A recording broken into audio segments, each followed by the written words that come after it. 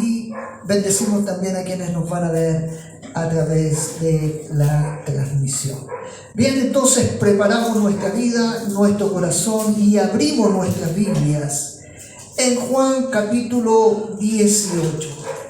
Pero antes de darle el versículo, yo quiero hacer una pregunta. ¿Cuántos Pedros habemos aquí hoy día? Amén. Amén. Bueno, como 2 o 3 meses. Después, cuando vamos viendo la predicación, usted me va a decir, amén, aquí hay otro más. Juan capítulo 18. Vamos a leer los versículos del 15 al 18 y luego vamos a leer los versículos del 25 al 27. Juan capítulo 18, versículos del 15 al 18. Lo encontramos, entonces lo leemos en el nombre del Padre, del Hijo y del Espíritu Santo. Amén. Pedro en el patio de Anás. Y seguían a Jesús, Simón Pedro y otro discípulo. Y este discípulo era conocido del sumo sacerdote. Y entró con Jesús al patio del sumo sacerdote. Mas Pedro estaba fuera, a la puerta. Salió pues el discípulo que era conocido del sumo sacerdote y habló a la portera e hizo entrar a Pedro. Entonces la criada portera dijo a Pedro: ¿no eres tú también de los discípulos de este hombre? Dijo él: no lo soy.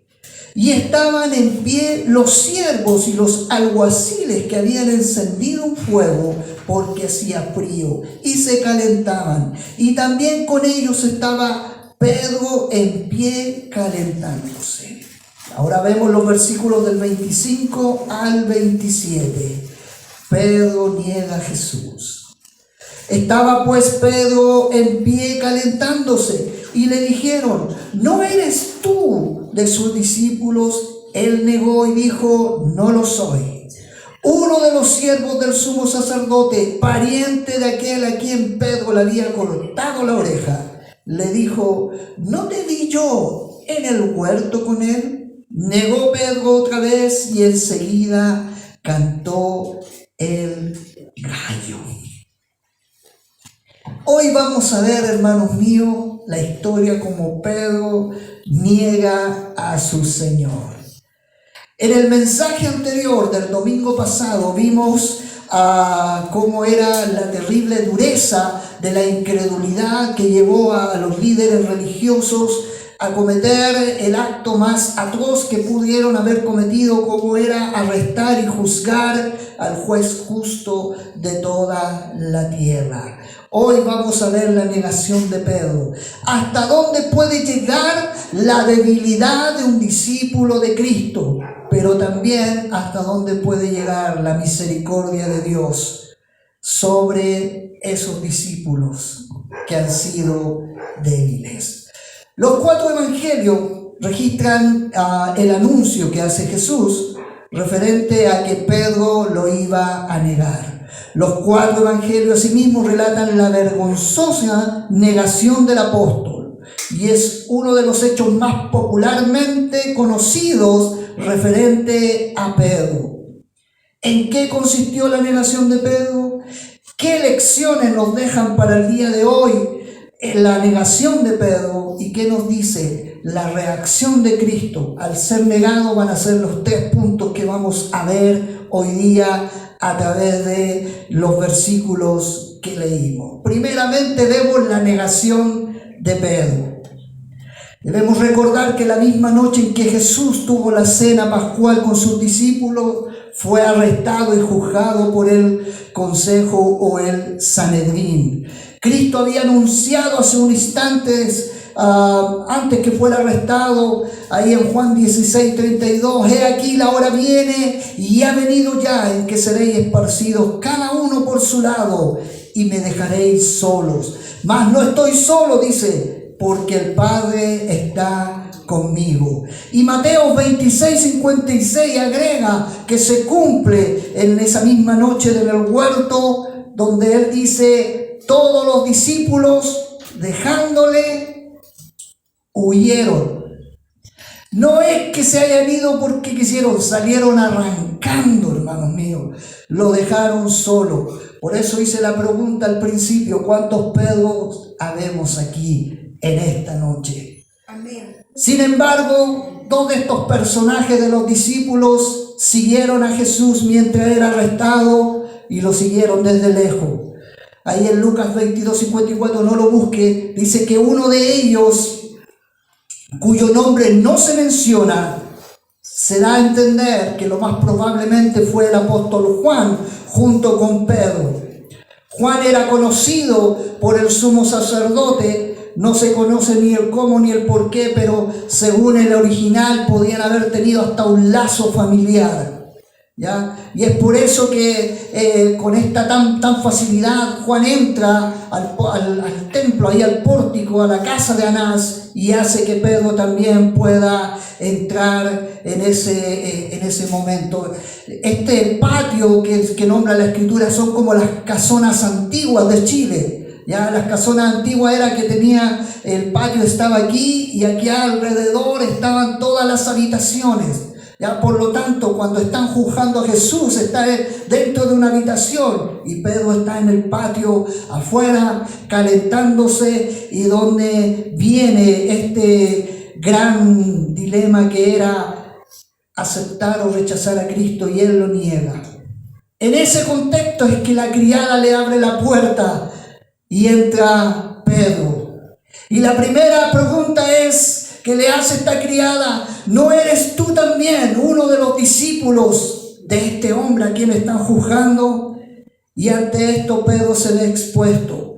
Estaba rodeado por los alguaciles y él inmediatamente comienza a decir: no soy uno de sus discípulos, no le conozco, ni sé lo que dices, dice Marcos capítulo 14, versículo 68. Automáticamente Pedro niega que es un discípulo que conoce al Señor. Y mire qué tremendo, hermanos míos, porque al decir esta expresión, no le conozco, ni sé lo que dices, echa por la borda esos 3 años que estuvo siguiendo a Jesús. Compartió con él cada día, recibió de sus cuidados, su pastoreo, su enseñanza, recibió de su misericordia. Los momentos más gloriosos que pudo haber tenido un discípulo los tuvo Pedro. Estuvo en la transfiguración, estuvo cuando ocurrieron los milagros, la resurrección de Lázaro. Pedro estuvo presente. El momento en que Cristo lo rescata de las olas, cuando intentó caminar por las aguas, Cristo lo saca ahí, y eso podía haberle hecho recapacitar y haber dicho: no, yo no voy a negar a mi maestro. Él dice: no soy aquel hombre, no le conozco. Qué tremendo. Amén. Porque a veces nuestras reacciones actúan de la misma manera. No conozco al Señor, pero si el Señor de la vida, el Señor, he visto sus milagros, he visto su poder, he visto cómo Dios se ha glorificado en mi vida, pero a veces mis acciones están diciendo: no le conozco. Amén. Teniendo en cuenta todos los evangelios y los paralelos entre Mateo, Marcos, Lucas y Juan, Pedro intenta salir del palacio, pero ahí nuevamente se encuentra con la criada y otra persona más, quienes le reconocieron y lo acusaron de ser uno de sus discípulos. Y nuevamente Pedro, ahí en Mateo 26:72, dice: no conozco al hombre. Al ver frustrado su intento de huir, vuelve nuevamente al fuego. Y podemos suponer que ya Pedro a esta altura es un manojo de nervios, porque estaban todos ahí mirándolo y acusándolo de ser un discípulo. Y más encima dice la Escritura que había un pariente de Malco, aquel que le cortó la oreja, estaba un pariente de él y lo reconoce. Y Pedro, y la expresión ahí en Mateo 26:74, ¿no te vi yo en el huerto con él? Pedro a estas alturas llega a decir: no conozco a este hombre de quien habláis. Qué tremendo. Porque la última negación de Pedro, hermanos míos, es que él invoca el nombre de Dios. Te juro por Dios que no conozco a este hombre. Es como querer decir que Dios me castigue sin piedad si lo que estoy diciendo no es cierto. Pongo a Dios de testigo, y a veces llegamos no solamente a la negación, a tomar el nombre de Dios en vano, a mentir para ocultar lo que estamos haciendo. Estas 3 negaciones no ocurrieron de un momento a otro, ocurrieron en un lapso de 2 horas, más o menos. Tuvo 2 horas para arrepentirse, tuvo 2 horas para frenar su negación, pero Pedro lo único que intentaba era salvar su pellejo. Y cuando llega el momento de negarlo y cantar el gallo, Pedro se acuerda de las palabras del Señor. Ahí en Juan 13:38. De cierto te digo, no cantará el gallo sin que me hayas negado 3 veces. Pedro siempre fue una persona impulsiva.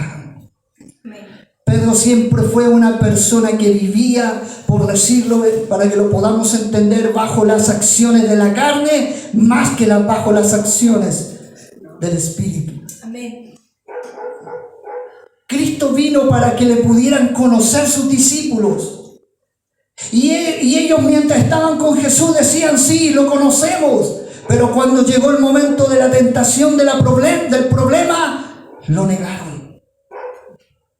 Cuando terminó la 3ª negación, se escuchó el canto del gallo. Y ahí Pedro recordó lo que Jesús le había anunciado. Y esto es más glorioso todavía. Lucas capítulo 22, versículos 61 y 62 dice: entonces el Señor se volvió y miró a Pedro. Y recordó Pedro la palabra del Señor, como le había dicho: antes que el gallo cante hoy, me negarás 3 veces. Saliendo fuera, lloró amargamente. Hermanos míos, no me imagino 10 lanzas que le hubieran llegado a Pedro, no le hubieran dolido tanto como la mirada del Señor cuando ve que lo negó y lo mira directamente a los ojos. Oh, Señor. ¿Cuántas veces hemos negado nosotros al Señor? ¿Cuántas veces le hemos fallado nosotros al Señor? Y piensa un momento que Cristo nos está mirando. Y no son miradas de humillarnos, de avergonzarnos, no es la mirada de decir: te odio porque me dejaste solo, no. Es una mirada de misericordia. Mientras Jesús compadecía solo ante el Sanedrín, Judas estaba a hora de ahorcarse, los discípulos se dispersaron en la oscuridad, Pedro se apartó a llorar amargamente porque había traicionado al Maestro. Y ahora viene la negación de Pedro y nosotros. ¿Qué lección sacamos de esto?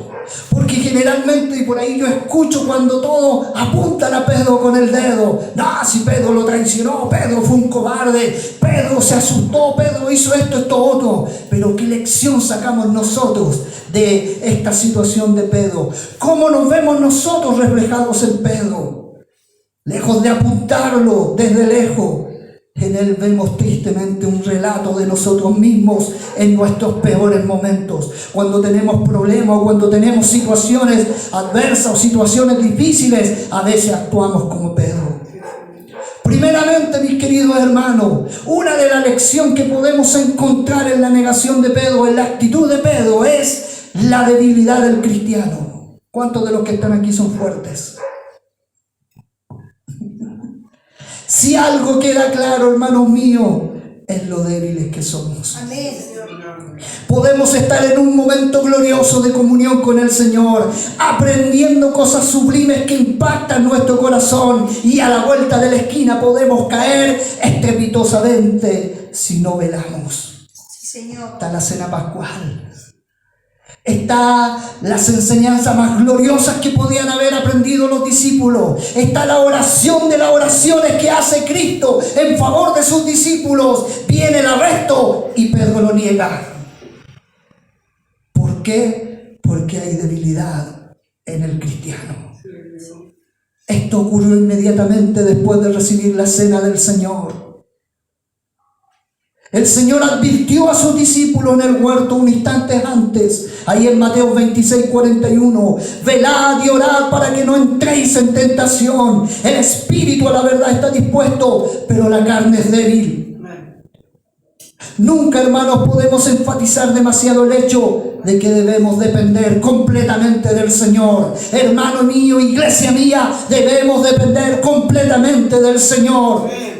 Nuestra naturaleza de maldad no se quiere sujetar a la ley de Dios. Y no necesitamos enemigos externos, no necesitamos al mundo, no necesitamos al enemigo que se levante contra nosotros. Nuestra propia carne se quiere levantar y se quiere rebelar en contra del Señor.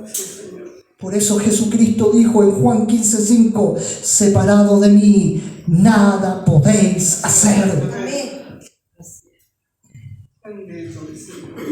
Recuerdo al pastor Augusto Nicodemus, pastor presbiteriano de una iglesia en Brasil. No me gustan los presbiterianos, pero él cada vez que hablaba decía una expresión: la oración es para los débiles.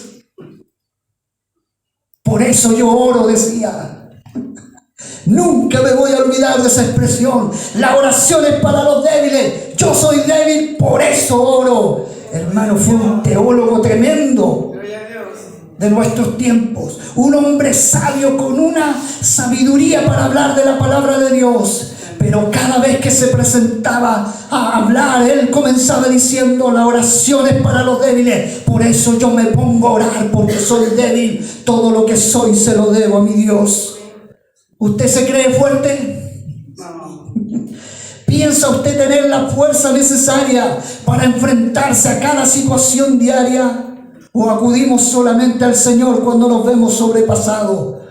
Cuando hacemos esa acción es porque somos orgullosos. Todos somos débiles, pero será finalmente la oración la que realmente, hermanos míos, nos va a enseñar y nos va a ayudar a mantenernos fuertes en el Señor. Pablo llegó a decir: todo lo puedo en Cristo que me fortalece. En Cristo puedo ser fuerte, en Cristo puedo tener victoria, en Cristo puedo salir adelante. Solo no podemos. Pedro tenía esta debilidad como cristiano. Y no solamente la debilidad del cristiano, sino que también el absurdo de la autoconfianza. Esta es una actitud que vemos constantemente en Pedro. Cuando Pedro ve a Jesús andando sobre el mar, fue el primero en decirle, ahí en Mateo 14:28, Señor, si eres tú, mándame que vayas sobre ti sobre las aguas.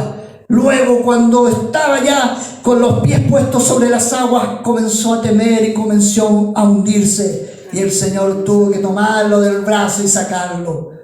Él no esperó que el Señor le dijera: Pedro, ven a andar sobre las... No, Señor, mándame. Apresurado, autoconfianza. Yo puedo hacer las cosas. Cuando Jesús anunció que debía morir y resucitar al tercer día, Pedro lo tomó aparte y quiso prevenirle de tal cosa, como si Pedro fuera más sabio que Cristo. ¿Y qué le dice el Señor ahí en Mateo 16:23? Quítate delante de mí, Satanás, me eres tropiezo, porque no pones la mira en las cosas de Dios, sino en la de los hombres. Estoy seguro que si el Señor estuviera en esa actitud hoy en día, más de alguno le diría: Señor, no vayas, arráncate por aquí, toma el Transantiago mejor y no vayas para allá. Cuando Jesús anunció a sus discípulos que sus discípulos se iban a dispersar, Pedro, lleno de autoconfianza, Mateo 26:33, aunque todos se escandalicen de ti, yo nunca, dice Pedro, me voy a escandalizar. Y fue el primero que salió negándolo. Amén. Cuando el Señor le dice, Pedro, me vas a negar. Mateo 26:35, aunque me sea necesario morir contigo, no te negaré. Autoconfianza.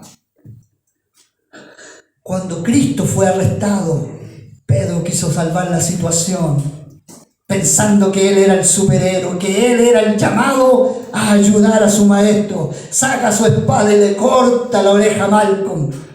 ¿Y qué hace el Señor? Tiene que obrar el milagro ahí. No existen los superhéroes, solamente Cristo tiene el poder, nadie más. Amén. Gloria a Dios. Así es. Jesús es arrestado y él dice, dejen que todo esto se vaya.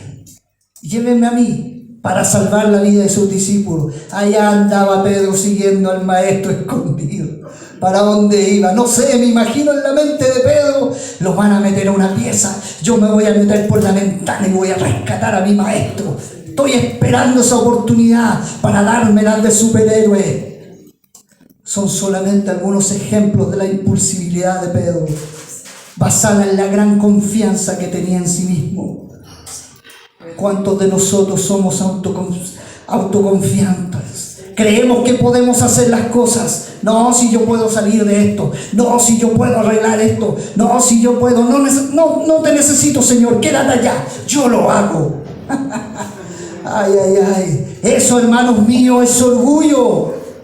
Es soberbia. Mire lo que dice Proverbios 16:18. Antes del quebrantamiento es la soberbia, y antes de la caída la altivez de espíritu. No podemos ser soberbios. Nosotros no podemos ayudarnos a nosotros mismos. Solo Cristo puede hacerlo. Solo Cristo puede transformar nuestra vida. Solo Cristo puede sacarnos del hoyo, del pozo donde estamos. Solo Cristo tiene el poder para transformar y cambiar nuestro corazón. ¿Cuántas veces hacemos lo mismo? Simplemente, hermano, nos lanzamos, nos entregamos a los afanes, tomamos decisiones, a veces incluso muy importantes, y no consideramos al Señor. No, si para qué, si el Señor no se va a molestar en esto, si el Señor solamente se molesta en lo espiritual. Eso se llama autoconfianza. Y Pedro tenía esa debilidad. Pero no solamente está la debilidad del cristiano, no solamente está la autoconfianza, está el peligro de la pereza. ¿Cuántos perezosos hay aquí? Amén. ¡Aleluya! Cuando el Señor, hermano, les dijo en el huerto que velaran y oraran, cuando va Jesús, ¿qué están haciendo? Roncando. Dios mío. Pedro nuevamente estaba durmiendo. Pedro, voy a ir, voy a orar, vuelvo. Ora. Y el Señor orando por Pedro y Pedro durmiendo. Es como cuando alguno, pastor, ¿puede orar por mí? ¿Y usted va a orar? No, pues si por algo le estoy diciendo que usted ore por mí. Pues no, pues hermano. A eso se llama ser perezoso. El sueño de la autoconfianza. Pedro no vio la necesidad de prepararse, de estar atento, de velar, pese a que Cristo se lo advertía. Y lo mismo es para nosotros. Estén atentos, velen todos los días. ¿Sabemos nosotros cuándo va a venir el día malo? No, no lo sabemos. Si luego de esta reunión, hermanos míos, viene una gran calamidad o una terrible prueba, ¿estamos preparados espiritualmente? La pereza, escúcheme bien, la pereza es el taller del diablo. La pereza no necesariamente tiene que ver con que usted no haga nada, sino que hacer lo que debes hacer cuando debes hacerlo, no lo hacemos. ¿Me entiende? Debemos orar todos los días, debemos tener lectura bíblica todos los días, debemos sentir la presencia de Dios, porque si no, va a llegar el momento malo y vamos a caer. Ahí tiene el ejemplo de David. David, hermano, tenía que liderar todas las batallas, tenía que estar presente cada vez que había una batalla, y en el momento que él dijo que no iba a ir a la batalla, él se queda, van sus soldados, ve a Betsabé, ahí comenzó su caída. Si él hubiera ido a la batalla, no hubiera pecado con Betsabé. Pero como, no, si una vez que no vaya no importa, si total Dios está conmigo, cayó automáticamente. Y de ahí vino pecado tras pecado. La exhortación del Señor se repite. Mateo 26:41. Velad y orad para que no entréis en tentación. El espíritu a la verdad está dispuesto, pero la carne es débil. ¿Cuántos débiles vemos aquí? Cuidado con vivir en la carne. Pero también está el peligro, hermanos, la parálisis por el temor de los hombres y la autoconservación. Ante el temor de resultar dañado en caso de confesar que sí era el discípulo de Cristo, Pedro prefirió negarlo y salvar su pellejo. Y es que siempre que neguemos al Señor, muchas veces por el temor a los hombres, el rechazo a los hombres. ¿Eres cristiano? Es que si le digo que sí, puedo perder la pega, puedo perder la amistad, puedo perder esto, otro, y empezamos como a meditar. Voy a perder más, entonces prefiero perder menos y le digo que no soy cristiano, cuando ahí perdemos más con el Señor. Sí, Señor. Proverbios 29:25 dice: el temor del hombre pondrá lazo, mas el que confía en Jehová será exaltado. Estoy seguro que si estuviéramos en los tiempos, hermanos, de Nabucodonosor, y Nabucodonosor nos dijera: ¿quieren tener su vida? Sí, arrodíllense. Si no se arrodillan, la pierden. Estoy seguro que más de alguno se tira de guatita. Pero ahí tiene los amigos de David, nada que ver. Los amigos de Daniel. No. Oye, ¿los vamos a meter al horno del fuego? No nos vamos a postrar. Nuestro Dios tiene el poder para salvarlo. Y si Dios nos salvara, tampoco nos vamos a postrar. Porque la palabra de Dios dice que no debemos postrarnos ante dioses ajenos, solamente ante el Dios verdadero. Eso es, hermanos, creer en el Señor. Pero hay algunos que le tienen miedo a eso y prefieren abuenarse con el mundo, arreglarse con el mundo, antes que estar bien con Dios. El temor a los hombres muchas veces produce una parálisis en el alma, nos enfría, nos hace pensar que estamos solos, que el Señor ha desaparecido. ¿Cuántos cobardes habemos aquí? Ay, Señor. De los valientes es el reino de los cielos. De esos que pelean, no, de esos que deciden seguir a Cristo. De esos que no le niegan. Les tengo una noticia para los cobardes. Apocalipsis 21:8. Me acordé. Pero los cobardes e incrédulos, los abominables y homicidas, los fornicarios y hechiceros, los idólatras y todos los mentirosos tendrán su parte en el lago que arde con fuego y azufre, que es la muerte segunda. Los cobardes son los primeros en la lista para ser arrojados en el lago de fuego. Aleluya. ¿Quieres ser un cobarde? Quiere ser un cobarde, quiere negar al Señor, porque eso es ser cobarde. Si usted ha conocido la verdad, usted no va a negar la verdad. Si usted ha conocido a Cristo, usted no va a negar a Cristo. Si usted ha sentido su presencia, no va a negar su presencia, porque si lo niega puede llegar a caer en esa lista de los primeros que van a entrar al lago de fuego. A veces queremos evitar cualquier cosa que implique desgaste, cansancio, sacrificio o sufrimiento. A veces inventamos miles de excusas y justificaciones para conservarnos, para salvar el pellejo, cuando el cristiano está llamado a arder como sacrificio vivo delante de Dios. ¿Sabe?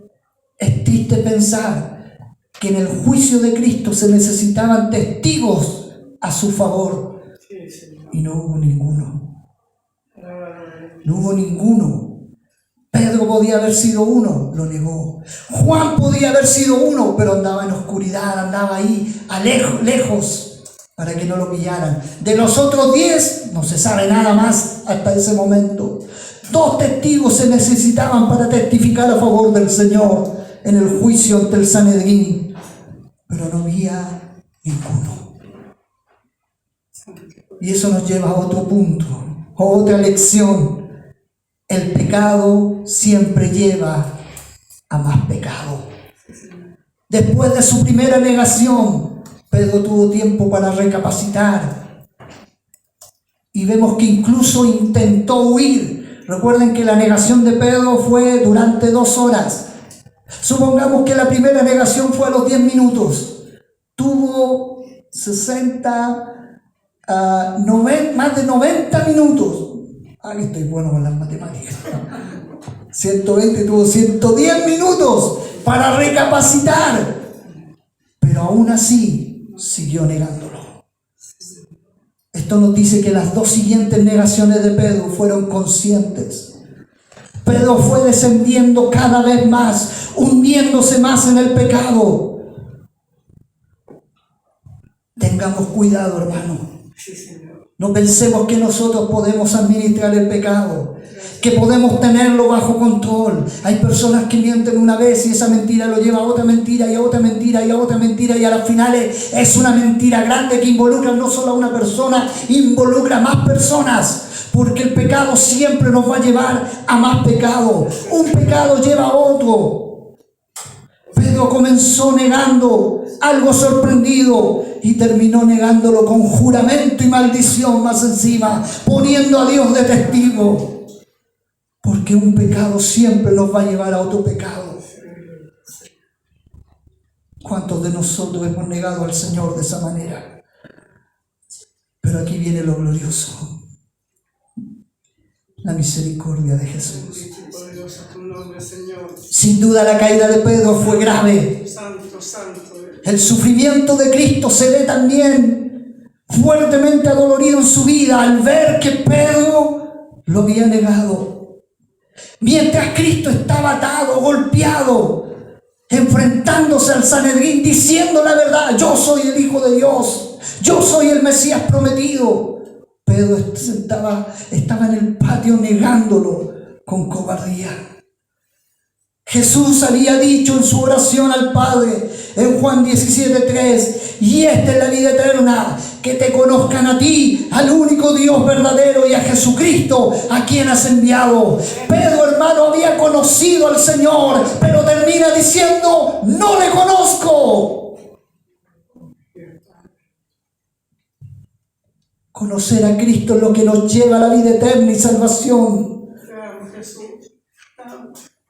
Ciertamente no estamos libres de negar a Cristo como lo hizo el apóstol Pedro, cuando preferimos callar en el momento que debemos hablar, cuando nos avergüenza que otros sepan que somos cristianos, o que nuestros vecinos o nuestros familiares se enteren de nuestra fe. Escúcheme bien, estamos negando al Señor. Cuando no damos a conocer el Evangelio y aguantamos las atrocidades del mundo y las aceptamos, estamos negando al Señor. Y alguien me va a decir: es que no estoy preparado, es que yo hablo con mi conducta, es que prefiero no espantarlo. ¿Cómo va a hacer que mi familia me rechace? Lo que pasa es que no queremos ser apuntados con el dedo, no queremos que nos señalen. No queremos quedar aislados a la gente del grupo. A veces, tal como Pedro, nos acercamos al fogón. Ahí estaba toda la muchedumbre y Pedro quería ser uno más. No quería ser diferente. Quienes piensan, hermanos, o viven perseverando en el pecado, pueden llegar a cometer impiedades e inmundicias tremendas. Y usted me va a decir: esos son los del mundo. Estoy hablando a los de la iglesia. Porque a veces el que rechaza a Cristo se vuelve peor que la gente del mundo. Y debemos saber una cosa: Cada vez que pecamos conscientemente, cada vez que cruzamos la línea que el Señor ha marcado y que sabemos que no debemos traspasar, cada vez que sabiendo hacer lo bueno no lo hacemos, estamos diciéndole: no te conozco, no soy tu discípulo. Pero ¿qué dice el Señor? Aquel que es mi discípulo tomará su cruz y me seguirá. Aquel que es mi discípulo amará mis mandamientos, guardará mis mandamientos. Y ahora una pregunta: ¿por qué la palabra de Dios revela la caída de Pedro? Alguien por ahí me podrá decir: es que es para humillarlo, para dejarlo en el suelo, para una advertencia.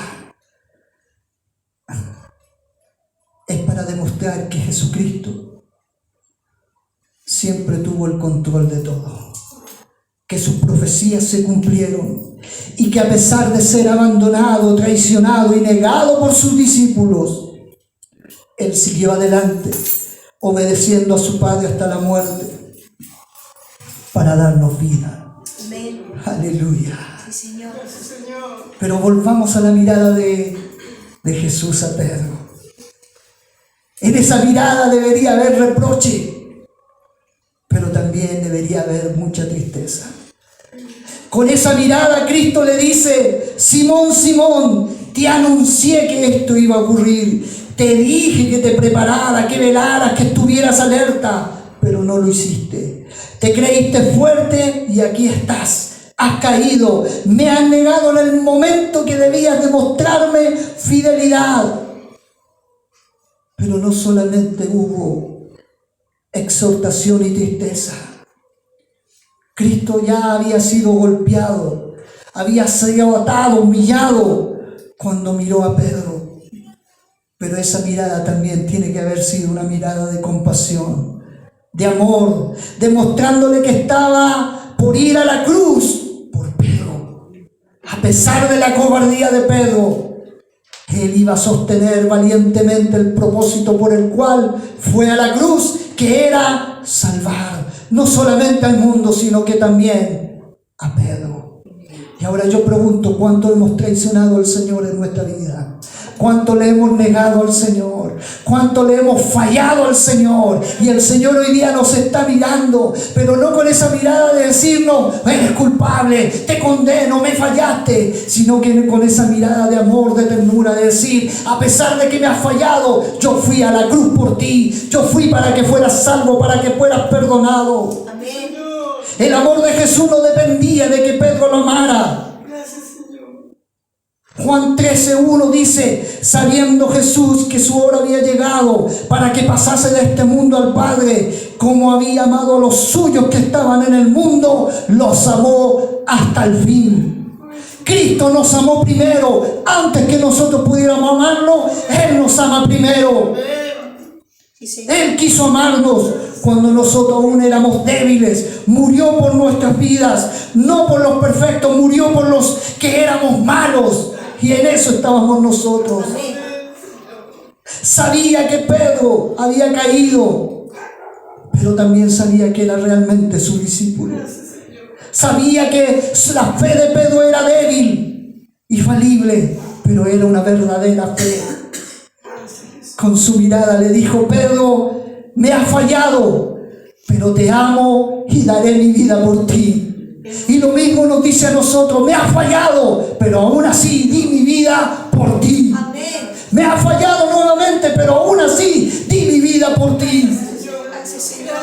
Ciertamente, hermano mío, debemos lamentarnos por nuestro pecado, pero también debemos saber una cosa: Dios nos ama tanto los días buenos como los días malos.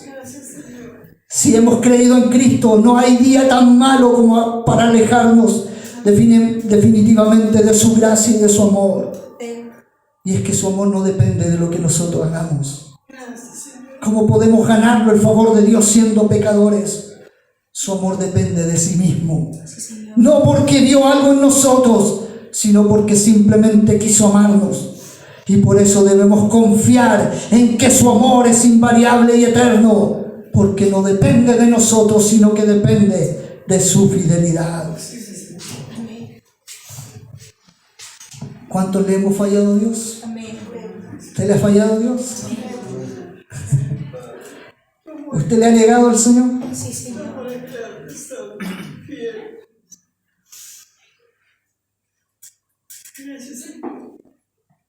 El mismo Jesús, una vez que resucita, aunque Cristo era el ofendido, fue a buscar a Pedro.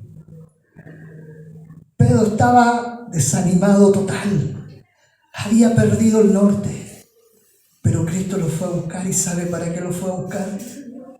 Para restaurarlo. Aleluya. Para restaurarlo. ¿Cuántas veces lo negó Pedro? 3 veces. 3 veces. Y en Juan 21, no lo vamos a leer todavía porque eso es materia para otra predicación de más adelante, Jesús lo llama y le pregunta 3 veces si Pedro lo ama. ¿Pedro, me amas? Sí, Señor, tú sabes que te amo. Apacienta mis corderos. Y le pregunta nuevamente, ¿Pedro, me amas? Señor, ya, pues si tú sabes que te amo. Y la tercera vez, ¿Pedro, me amas? Señor, tú lo sabes todo. ¿Por qué Cristo le pregunta 3 veces si le ama? Pedro le había negado 3 veces, pero Cristo quería restaurar a Pedro con las 3 veces de preguntarle si le amas. Usted necesita restauración. Usted negó al Señor no sé cuántas veces, pero de la misma manera Cristo quiere restaurarlo. De la misma manera, hermano, Pedro, en ese momento que Cristo le pregunta si me amas y él le dice sí, es restaurado. Y usted me pregunta, ¿cómo? Porque Cristo le dice, Pedro, ¿me amas? Sí, Señor, te amo. Apacienta mis corderos. Si no hubiera sido restaurado, no le dice apacienta mis corderos. Le dice arrepiéntete, vuélvete a mí, no sé. Arrepiéntete, muchacho, humíllate. Jesús le dice, Pedro, apacienta mis corderos. Ya has sido restaurado. Ya te humillaste amargamente. Lloraste amargamente. Volviste a mí. Recibiste nuevamente mi unción, mi poder. Y sabe, vemos la restauración de Pedro y el milagro glorioso del Espíritu Santo en Hechos capítulo 4, versículo 12, versículo 19 y versículo 20. Pedro le dice, y en ningún otro hay salvación, porque no hay otro nombre bajo el cielo dado a los hombres en que podemos ser salvos. Y luego en los versículos 19 y 20 dice, juzgad si es justo delante de Dios obedecer a vosotros antes que a Dios, porque no podemos dejar de decir lo que hemos visto y lo que hemos oído. Lo había negado 3 veces, pero hoy se levanta y comienza a predicar el nombre glorioso de Jesucristo. Y sabe, 2000 se convierten, 3000 se convierten, porque hay una unción del Espíritu en este hombre que fue restaurado. ¿Cree usted que Dios lo puede restaurar? ¿Cree usted que Dios lo puede levantar? Si este mensaje no es solamente para decir que le hemos fallado, es para decir que en Cristo tenemos restauración de nuestras vidas. Sin duda, hermanos míos, Pedro cayó vergonzosamente, pero se levantó de nuevo únicamente después de haberse arrepentido de corazón y de llorar esas lágrimas amargas. Pedro se levantó de nuevo. No fue dejado en las consecuencias de su pecado. No fue rechazado para siempre. La misma mano compasiva que lo salvó de ahogarse cuando su fe le falló en las aguas, una vez más estiró su mano Cristo para levantarlo cuando cayó en el patio del sumo sacerdote. En Cristo no solamente hay salvación, mis hermanos, también hay restauración. Cuando hemos caído, Dios nos restaura. No neguemos a este glorioso Salvador. ¿Necesita restauración usted? Primero le hemos fallado al Señor, sí. Hemos llorado, nos ha dolido cuando le hemos fallado al Señor. Pero el Señor nuevamente nos vuelve a mirar con esa mirada de compasión y de misericordia y decirnos, ven, te levanto de nuevo. Te restauro y te levanto de nuevo. Te restauro y te levanto de nuevo. Santo eres Dios. Cierre sus ojos un momento. Y si ha sido cobarde, en Cristo le da la fuerza. Si usted ha habido autoconfianza, es momento que le diga: Señor, yo no puedo cambiar, no puedo transformarme.